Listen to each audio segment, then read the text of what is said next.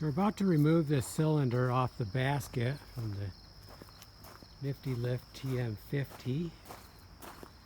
And I thought I'd do a video before I actually pulled it all the way.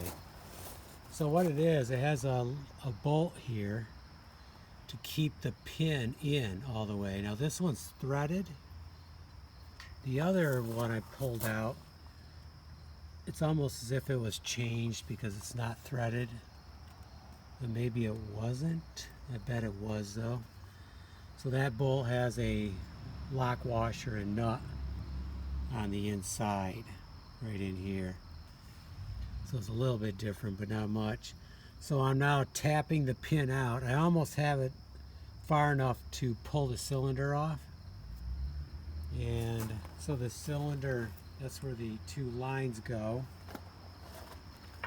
And here they are right here.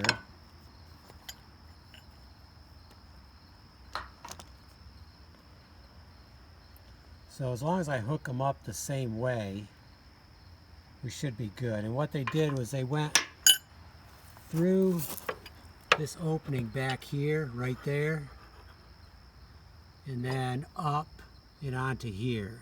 So I just need to put them back in the same way, and then we'll be all set. So kind of, this coil loops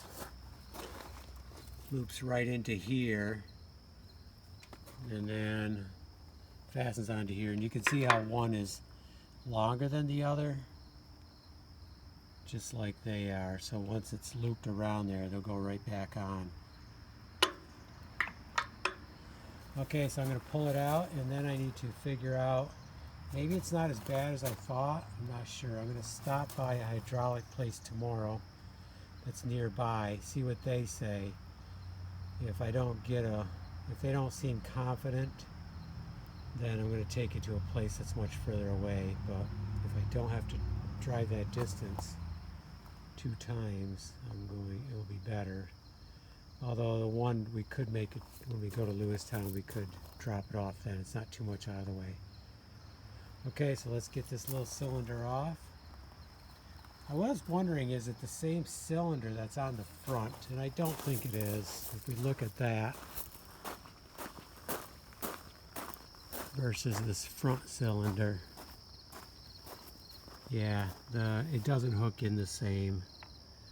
This one hooks in here and down there. This one you have to watch out for. The guy who I bought it from said to make sure this is always clean. Steel wool it off, or emery cloth. I have quite a bit of oil on it, but probably should clean it again, because if it gets junky, it'll ruin this seal here. So that's probably another thing I need to do. Okay, let's get it off, and then we'll have to figure out where we're going to get it repaired, or do we have to buy a new one? I'm hoping we do not.